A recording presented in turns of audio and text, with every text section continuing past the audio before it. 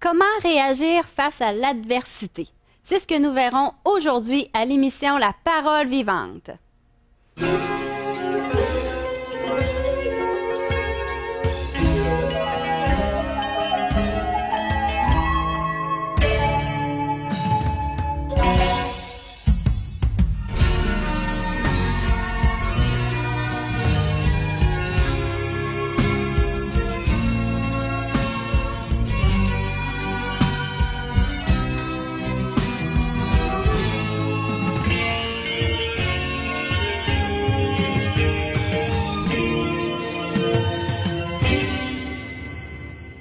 Bonjour et bienvenue à vous à la maison.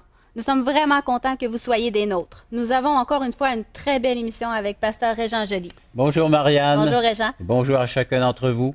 On va débuter une belle série au sujet de différents thèmes que nous retrouvons dans les Saintes Écritures, dans la Bible, mais qui nous touchent, qui viennent nous chercher certainement dans notre vie quotidienne, dans tous les aspects de notre vie, entre autres l'adversité. On fait toujours face, on prend des choix, des décisions, et puis là, on ne peut pas voir l'accord de tous et chacun selon nos choix, selon les décisions qui sont prises. Il faut s'attendre à ce qu'il y ait des gens qui soient en désaccord avec nous. Comment gérer tout cela? Comment vivre avec cela? C'est pas toujours facile, on ne sait pas trop comment réagir face aux gens qui sont en désaccord avec nous. Et surtout en ce qui a trait notre thème ou notre grand sujet de tous les jours, nous, la Bible, quand les gens décident d'adhérer aux principes de Dieu, de vivre selon Dieu, là aussi, l'appui est moindre autour de nous. On a de plus en plus de désaccords. Donc, allons voir comment est-ce que le Seigneur va nous donner des principes pour gérer l'adversité. Comment faire face à l'adversité. On t'écoute. Bible en main, j'espère. Sinon, un bloc-notes, crayon, et vous allez me suivre, vous allez prendre les références, et puis à la toute fin, vous pourrez également nous communiquer, même tout au long de l'émission, pour recevoir de la littérature qu'on offre gratuitement afin de pouvoir vous documenter au sujet de ces principes divins, comment gérer, entre autres aujourd'hui, l'adversité. Alors, je m'en vais de ce pas, et puis la Bible, on l'ouvre, ce grand livre, dans l'Évangile selon Jean, chapitre 6, et puis plutôt chapitre 16, dis-je, verset 33. Le Seigneur est en train de donner de l'enseignement à ses disciples, donc de ceux qu'il s'est lui-même choisis, qui sont en train d'être formés par le Maître par excellence. Jésus sera toujours le Maître par excellence. Regardez les écrits, regardez les philosophies, regardez ce que vous apprenez dans l'enseignement. Et le Maître nous a donné des principes concernant le comportement humain. Il nous connaît, il nous a tissés, il nous a créés, donc il sait de quoi nous sommes faits et comment nous comporter dans telle et telle situation. En prenant ces hommes, en les formant pendant plus de 3 ans, il va les envoyer en mission. Et il sait fort bien qu'ils devront faire face à de l'adversité concernant leurs valeurs, concernant leurs principes, concernant leur enseignement à eux maintenant, leurs idées même. Il va y avoir des confrontations. Et il veut les préparer à cela, tout comme il veut nous préparer nous aussi. Vous prenez la décision de suivre, de marcher avec Dieu, de suivre son enseignement que nous retrouvons dans les Saintes Écritures, dans la Bible, de marcher humblement avec lui. Comment faire tout cela? Alors donc, voici comment faire face à l'adversité. Donc Jean, chapitre 16, le verset 33, le Seigneur dit aux siens, et à nous tous aujourd'hui qui veulent le suivre, « Je vous ai dit ces choses afin que vous ayez la paix en moi. » Jésus est celui qui peut nous apporter la paix malgré le tumulte, malgré l'indifférence, malgré la vague qu'on peut soulever en prenant position face à l'Évangile et à la personne de Dieu, ou d'autres décisions qui seront prises dans la vie qui seront contraires peut-être à la foule ou du moins à la pensée populaire. Donc le Seigneur dit « Je suis la paix en vous. Vous aurez des tribulations dans le monde, mais prenez courage, j'ai vaincu le monde. » Le Seigneur nous dit de se préparer. Un premier aspect, c'est d'être prêt à faire face à l'adversité. Il faut l'accepter. Essayez pas donc de repousser, essayez pas de combattre. Elle est présente, elle fera partie de votre quotidien, de votre vie de tous les jours, sur plusieurs aspects de votre vie. Il y aura de la confrontation, de l'adversité. Acceptez-la. Et là, vous allez pouvoir mieux la gérer. C'est ce que le Seigneur nous dit. Donc, faites face à tout cela, avec la paix que lui seul peut nous accorder, peut nous donner. Ça fait partie de la vie. Donc, l'acceptation que oui, Tôt ou tard dans ma vie, il y aura de ces confrontations peut-être avec mes proches, avec mes amis, avec la parenté, avec les confrères de travail. Ce fera partie, c'est un lot qui fera partie de ma vie.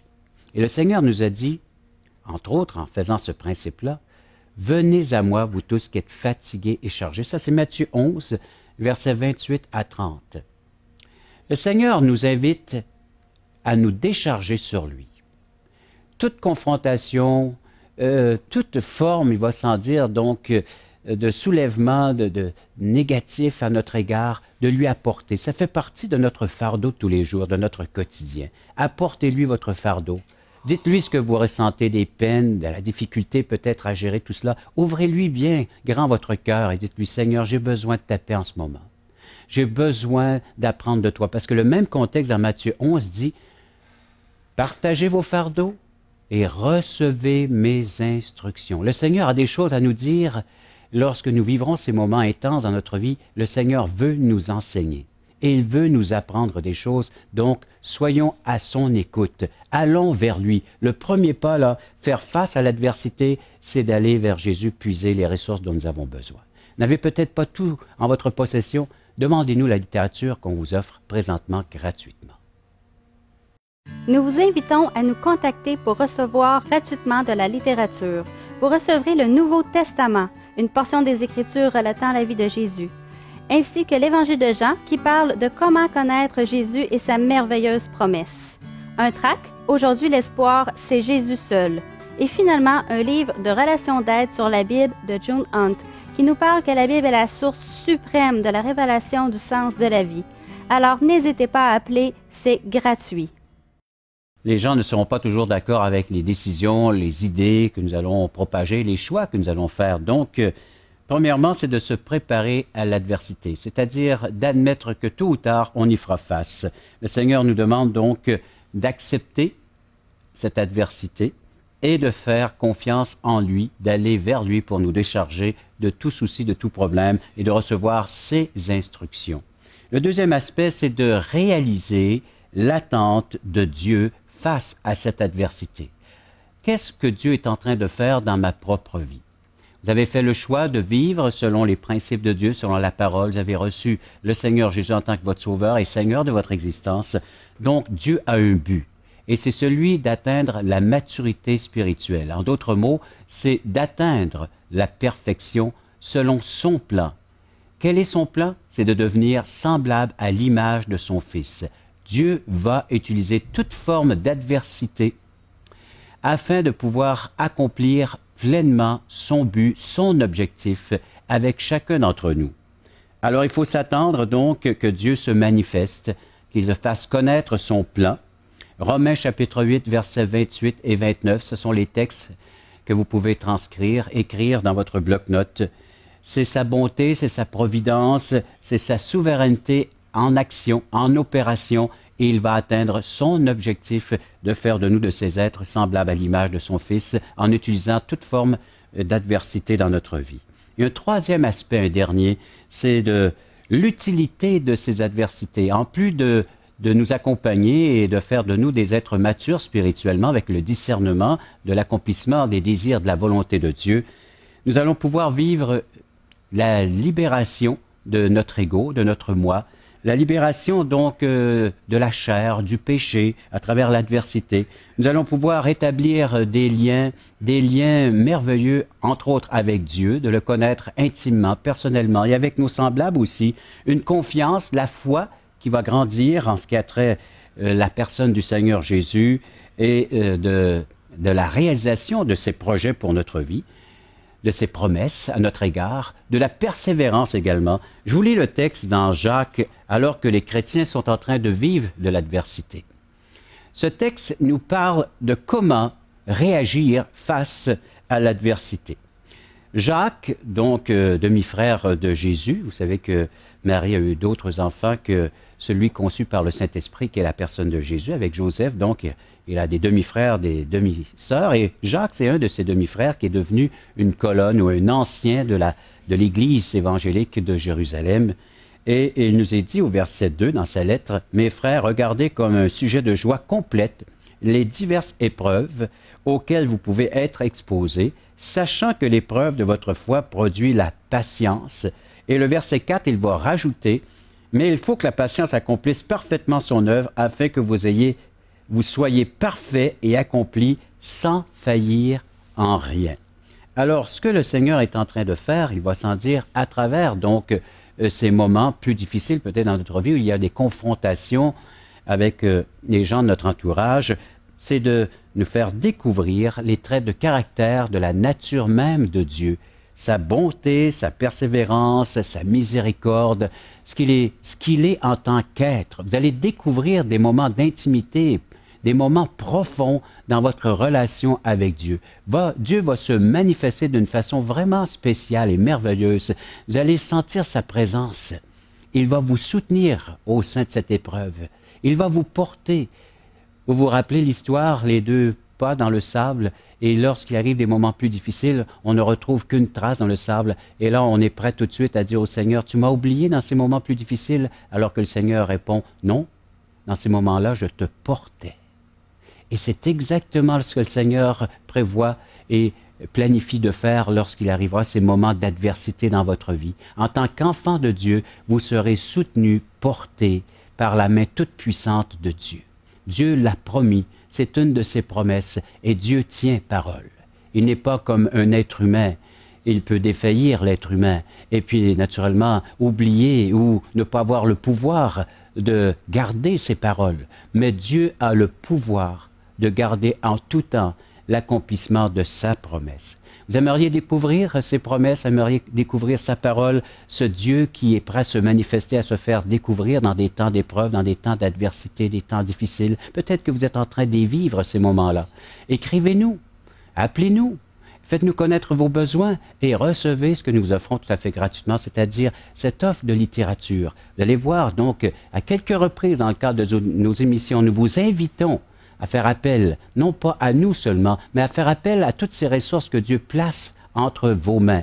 Recevez-le gratuitement, vous n'avez qu'à nous en faire la demande maintenant. Nous vous invitons à nous contacter pour recevoir gratuitement de la littérature. Vous recevrez le Nouveau Testament, une portion des Écritures relatant la vie de Jésus, ainsi que l'Évangile de Jean qui parle de comment connaître Jésus et sa merveilleuse promesse. Un tract, Aujourd'hui l'espoir, c'est Jésus seul. Et finalement, un livre de relations d'aide sur la Bible de June Hunt, qui nous parle que la Bible est la source suprême de la révélation du sens de la vie. Alors n'hésitez pas à appeler, c'est gratuit. Lorsque surgit l'adversité au sein du milieu dans lequel on peut se retrouver familial ou autre travail, ou même, il va s'en dire à l'église, ça siphonne notre énergie et pas à peu près. Vous en savez quelque chose, qui n'a pas dû faire face un jour à l'adversité, à la confrontation.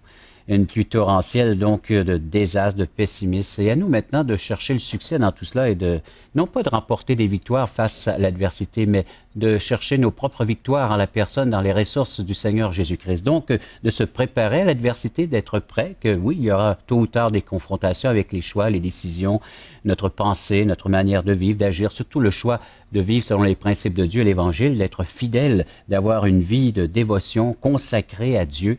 Ça va susciter dans notre entourage donc des questionnements et peut-être même aussi de l'adversité.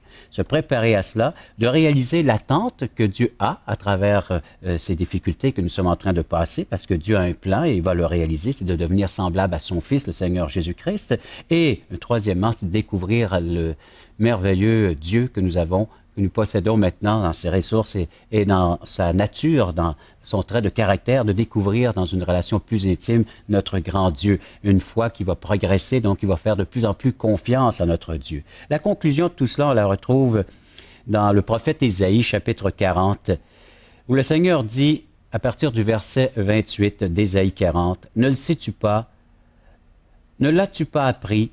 C'est le Dieu d'éternité, l'Éternel, qui a créé les extrémités de la terre. Il ne se fatigue point, il ne se lasse point, on ne peut sonder son intelligence. » Le Seigneur est au-delà de tout ce que nous pouvons espérer comme attente et comme ressource.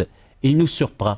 Il m'a surpris, il me surprendra encore, et j'espère qu'il vous surprend, ce grand Dieu qui a créé, qui a le pouvoir, encore une fois, d'avoir le dessus sur tout ce que nous sommes en train de vivre. Il est souverain, et il est en train donc de réaliser son plan à notre égard. Mais le verset 29, il veut que nous l'accompagnions dans tout cela. Il dit, « Il donne de la force à celui qui est fatigué. » C'est ta situation présente?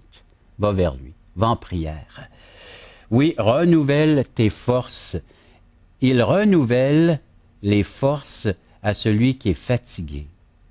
Verset 29, il donne de la force à celui qui est fatigué. Il augmente la vigueur de celui qui tombe en défaillance. Les adolescents se fatiguent. Et pourtant, qu'est-ce que l'on sait des adolescents? Il me semble qu'ils pourraient veiller jour et nuit. Et puis, il y aura encore de l'énergie pour le lendemain, le surlendemain. Ils passent des week-ends avec des activités, le sport et quoi que ce soit. Et pourtant, ici, on est comparé à des adolescents qui ne se fatiguent et ne se lassent, et les jeunes hommes vont arriver tôt ou tard à chanceler. Donc, le verset 31 qui donne vraiment la conclusion de la pensée de Dieu à l'égard de notre être qui peut se fatiguer, qui peut se lasser à un moment donné, et surtout dans un temps de confrontation et puis d'adversité. Verset 31 d'Ésaïe 40. Ceux qui se confient en l'Éternel renouvellent leur force. Ceux qui se confient en l'Éternel, ils prennent leur vol comme les aigles. Ils courent et ne se lassent point. Ils marchent et ne se fatiguent point. Que de fois j'ai réalisé, lorsqu'il venait l'heure, soit d'apporter un message ou de réaliser ces émissions de télé, il me semble que j'étais au bout de mon rouleau.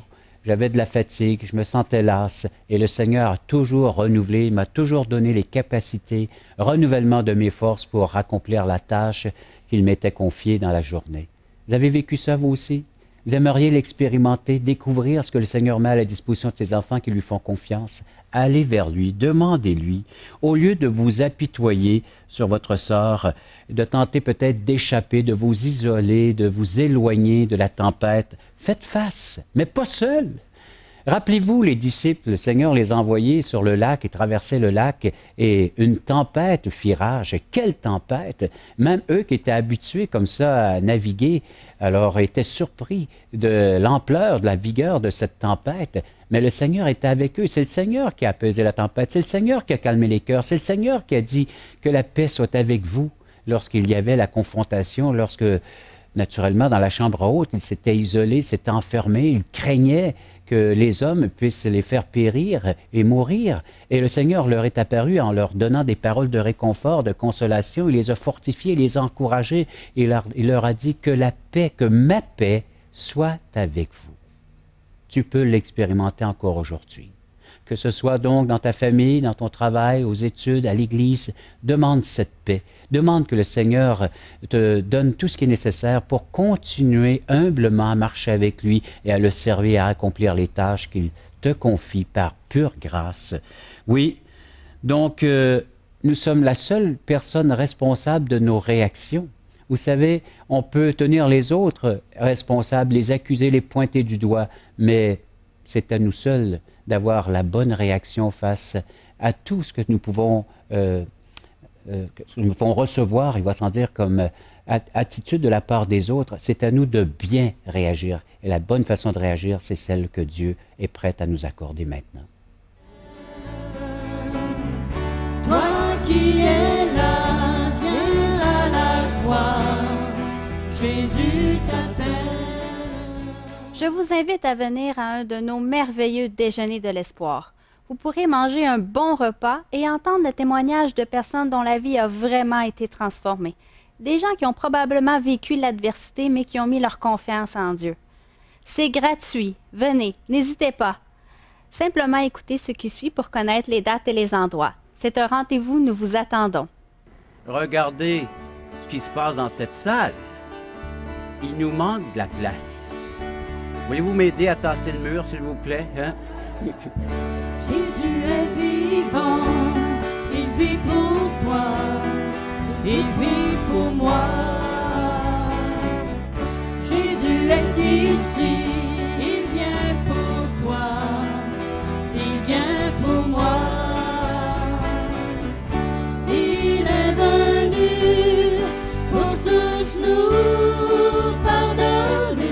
une nouvelle naissance. C'est comme une chenille qui est transformée en papillon. Mais il faut lui demander. Dieu vous offre la vie éternelle, mais il faut que vous la receviez. Parole Vivante vous invite à participer à l'un des nombreux merveilleux déjeuners de l'espoir. Ces déjeuners ont lieu dans plusieurs restaurants réputés de la région et vous sont offerts gratuitement. Venez entendre le témoignage d'une vie transformée par la puissance de Dieu.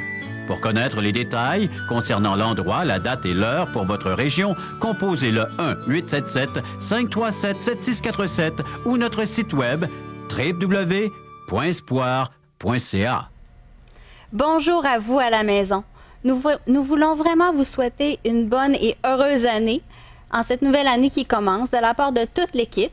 Aujourd'hui, nous sommes là pour vous parler un peu de ce qui va se passer durant l'année qui va s'en venir, les sujets qu'on va parler à l'émission avec, évidemment, Pasteur Régent Joly. Oui, Marianne, et puis comment bénéficier de cette nouvelle année qui est devant nous? Que nous réserve cette année? Oui. Une année de grâce, c'est-à-dire une année où Dieu voudrait bien se manifester, se faire connaître à chacun d'entre nous. Évidemment. Comment bénéficier? Comment que cette année puisse être classée bonne?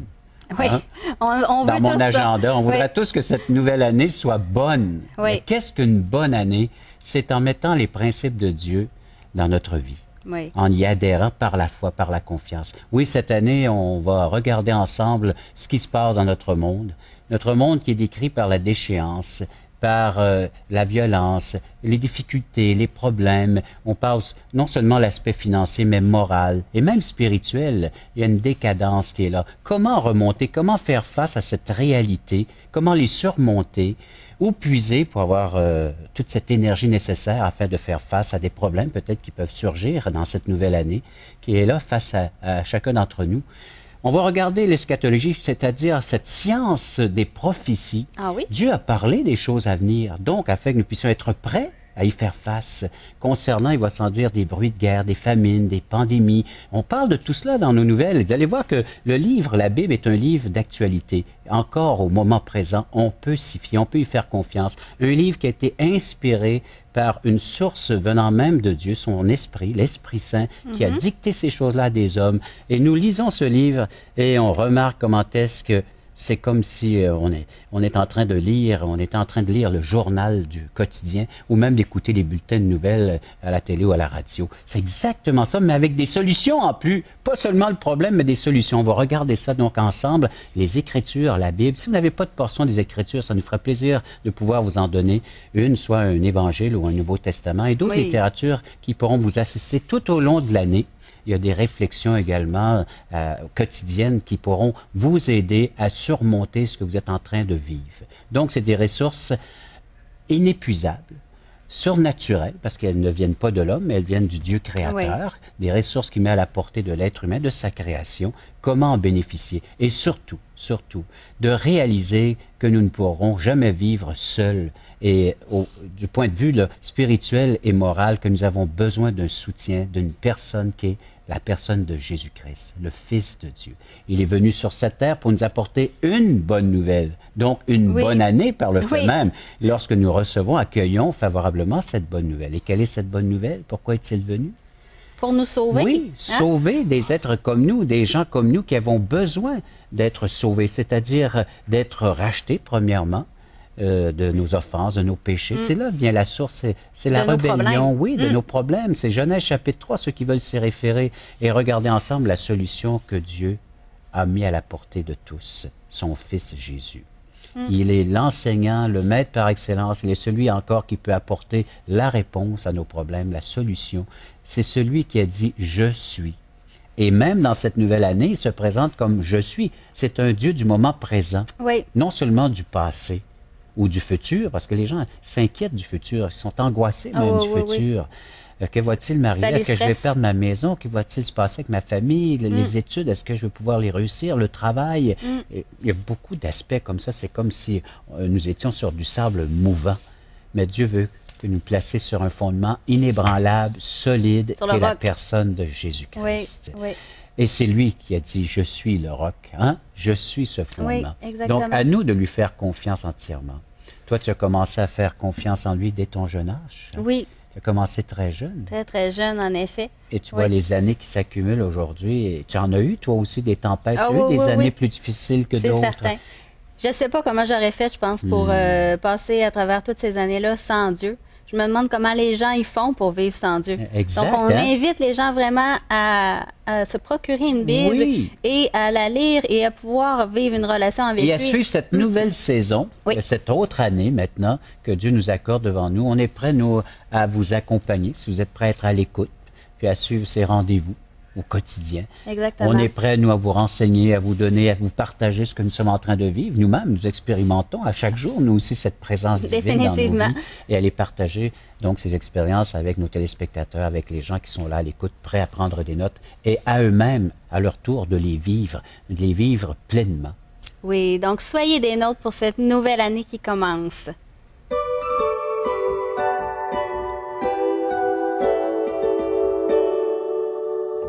L'adversité. Lorsqu'on veut suivre Dieu et ses principes, c'est indéniable que les personnes autour de nous vont être en désaccord. Il faut l'accepter, comme Régent nous l'a expliqué, hein, mais il faut vraiment se décharger sur Dieu et attendre qu'il agisse. Donc, c'est vraiment ça que Régent nous a parlé aujourd'hui. Il faut faire confiance à Dieu dans cette Et en adversité. plus, un autre bel aspect dans tout cela, c'est de recevoir. Parce que Dieu a dit qu'il nous donnerait le nécessaire Oui. dans ses ressources, donc avoir la capacité de pouvoir faire face aux confrontations, à l'adversité. Le Seigneur dit, j'en ai eu, vous en aurez vous Ah aussi. oui. Hein? Et également, il va nous donner des instructions. Comment se comporter, comment réagir, parce que c'est nous qui sommes responsables de nos réactions. Comment allons-nous réagir face à l'adversité? Le Seigneur il a dit, soyez en paix, gardez le calme, la douceur, la maîtrise de soi. Ça, c'est la manifestation de sa présence dans notre vie. Oui. Voilà pourquoi je dépends et nous dépendons de ses ressources et de sa présence, de sa nature, afin de pouvoir faire face et de gérer l'adversité ou les confrontations, peu importe, tôt ou tard, avec les décisions, les choix que nous prenons, il y aura ce genre de soulevé, de tollé à notre égard. Oui, Donc, ça peut nous mettre des fois en colère, hein, mais comme tu dis, il faut laisser Dieu Oui. agir à travers nous. Et pour aider et faciliter les gens, rien de tel que de leur offrir donc tous les instruments nécessaires, Nouveau Testament, l'Évangile de Jean et d'autres littératures à découvrir par eux-mêmes, les ressources même que Dieu met à leur portée. Oui, donc on invite les gens à la maison à nous appeler pour avoir cette littérature gratuite. On va appeler au 1-877 l'Espoir, au 1-877-537-7647 ou venez sur espoir.ca. Alors, merci beaucoup à vous à la maison d'avoir été des nôtres aujourd'hui. Merci beaucoup à toi, Régent. Et nous, on se dit à une prochaine. C'est un rendez-vous.